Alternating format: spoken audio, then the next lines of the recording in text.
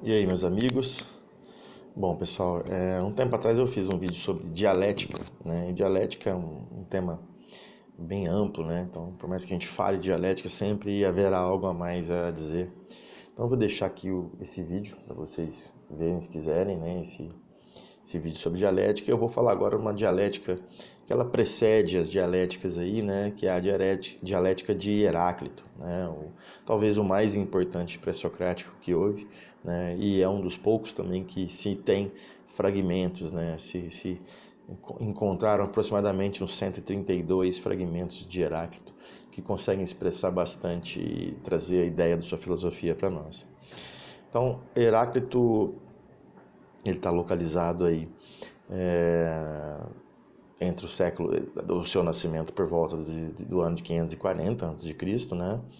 Então acredita-se que ele teve sua Aquimé, que a Aquimé seria o ápice do desenvolvimento, da maturidade de um filósofo, por volta do ano de 500, 501, né? Onde ele teria alcançado, né, essa maturidade filosófica, né? Então a ideia da dialética em Heráclito ela é diferente, ela é mais complexa, né? Mas ela traz a ideia de uma posição se opondo a uma contraposição, né? Ou apenas uma posição completando outra posição, né? Então, para Heráclito, você só tem uma posição porque existe a próxima, né? Então, existe o dia, existe a noite, existe o quente, existe o frio, existe o úmido e o seco, e um não existiria não fosse o outro. Nós não teríamos uma noção de mal se não fosse o bem, uma noção de quente se não fosse o frio, né? A gente só entende isso exatamente da forma que é, porque a gente conhece o seu oposto, né? Então, essa dialética de Heráclito diz pra gente que a guerra seria a mãe de todas as coisas, porque através das posições e contraposições é que se chegaria a uma harmonia de fato, né? Então, quando você tem um ponto que contraria um outro ponto, é exatamente essa luta entre pontos que cria a harmonização de uma terceira posição, né? Então, você constrói algo através da guerra, digamos assim, né? Ele usa o termo polemos, né, que é um termo grego, né, que seria um daimon, ou seja, uma posição que existe em nós, né? Então nós estabelecemos guerras que criam harmonias para nós, né? Então isso é diferente de alguns outros pré-socráticos, né, como Anaximandro, que tinha uma ideia de que a guerra é injustiça, e Heráclito vai dizer que não, que a guerra é justamente quem possibilita a justiça, porque ela coloca posição e contraposição, né, em embate para que se crie, através dessas posições, uma harmonização, né? Então, a frase mais famosa do Heráclito aí, que todos, pelo menos as pessoas que têm algum interesse por filosofia e já tenha buscado algo em relação aos pré-socráticos, é aquela do rio, né? Que é mais comumente traduzido para a gente como não podemos entrar duas vezes no mesmo rio, né? As suas águas não são nunca as mesmas e nós não somos nunca os mesmos, né? E a frase mais textual, digamos que mais próximo ao real, seria: nos mesmos rios entramos e não entramos, somos e não somos. Então, isso é o mais próximo da tradução literal que foi adaptado para essa primeira forma que eu falei. Então, veja bem, para Heráclito, você só consegue o intelecto através dessa guerra, né? Você deve formar o intelecto, ou seja, você deve acessar ao logos, né? Ao conhecimento, o que seria aí um Deus, através desse embate de forças, dessa guerra que cria para você, através da harmonização de opostos, um ponto que enriqueceu, né? Que enriqueceu a sua pessoa, né?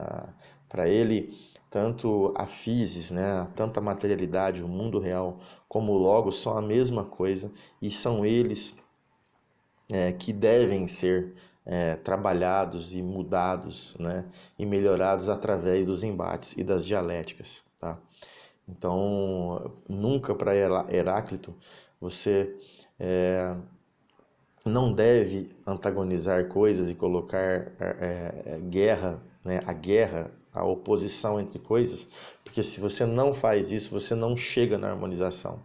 Quando você só tem o que você gosta, quando você só traz para o âmago do seu entendimento as coisas que agradam a você, você não conhece de fato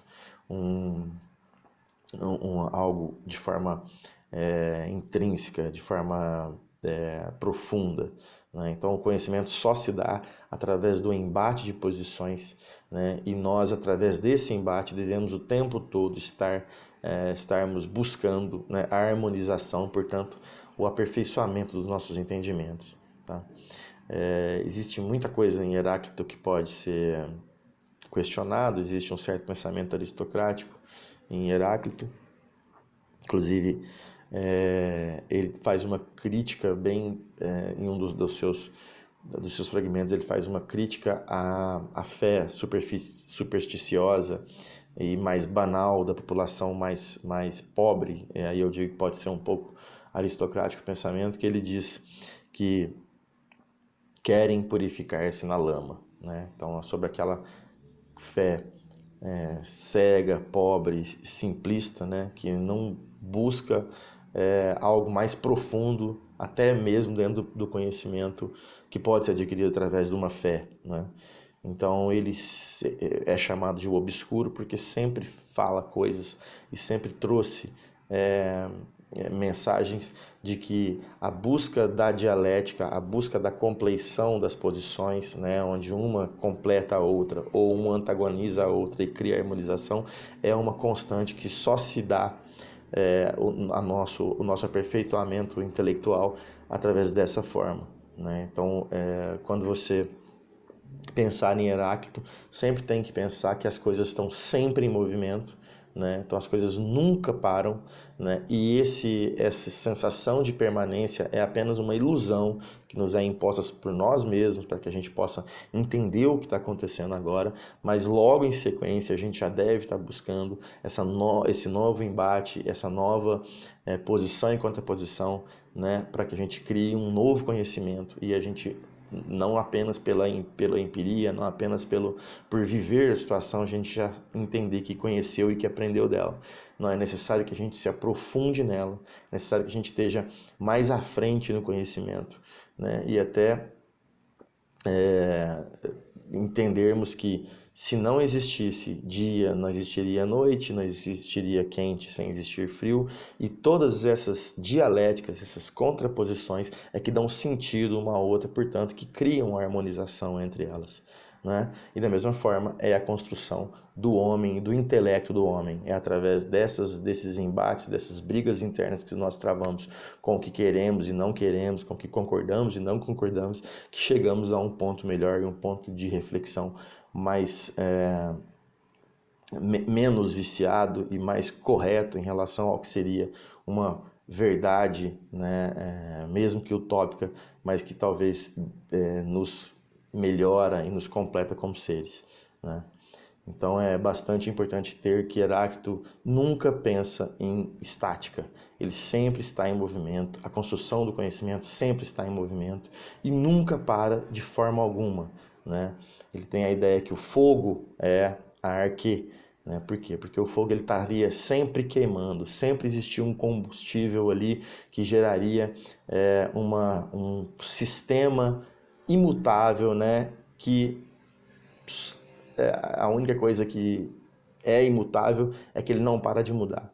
Então você queima algo, você gera a chama, essa chama dentro de uma medida correta, ela continua se mantendo e você sempre vai manter o combustível dessa chama, que seria a construção do nosso entendimento sobre as coisas, tentando sair sempre do senso comum, das vulgatas, para que a gente entenda de fato o que são as coisas e construa dentro do nosso entendimento algo mais próximo da verdade. Bom, então esse fluxo ele não é caótico, ele não é arbitrário, existe uma lógica. O logos faz com que as coisas aconteçam de forma justas e cabe a nós tentarmos entender isso. Então vou terminar falando 2 fragmentos dele, que eu acho que é muito importante a gente para entender algo mais sobre Heráclito, entender as posições que Heráclito teve. né? E tentarmos mergulhar nesse pensamento que não à toa Heráclito tinha um dos apelidos como o obscuro, mas que é importante que a gente entenda bastante onde é que está essa obscuridade do pensamento dele e que na verdade poderia ser traduzido por profundidade do pensamento. Então ele diz: fogo, fartura e indigência. E mais, o fogo vive a morte da terra, o ar vive a morte do fogo, a água vive a morte do ar, e a terra a da água. Porque imortais, mortais, mortais e imortais, a vida deste é a morte daqueles, e a vida daqueles é a morte desses. Então é importante você escutar não os homens, mas o logos que vem deles, a razão que vem deles através do que eles falam, mas que não são eles que estão dizendo, e sim uma razão. É sempre importante entender a razão das coisas.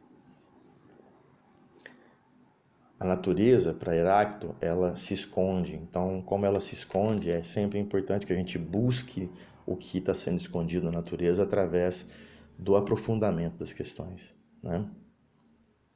Então, esse fogo, né, que está sempre queimando numa medida justa, é o que dá sentido à existência, no sentido da construção de um conhecimento e, com certeza, de um melhor ser humano, né? Então é isso, né? Eu queria falar um pouquinho sobre Heráclito, eu teria muito mais a dizer, né? É o pré-socrático mais famoso, né? Pelo menos o mais conhecido, talvez o mais profundo também, né? E a ideia que eu quis passar é sobre uma nova forma de dialética que talvez é a precedente a todas, né? E que deu origem um tanto da platônica, assim, influenciou toda a dialética aí na história da filosofia. Então, gostaria de saber o que vocês acharam, né? Se puder dar um like no vídeo, vou gostar bastante, me ajuda muito. Se inscreve no canal que me ajuda mais ainda. Compartilhe o vídeo, que em breve eu tô de volta. Aquele abraço, galera.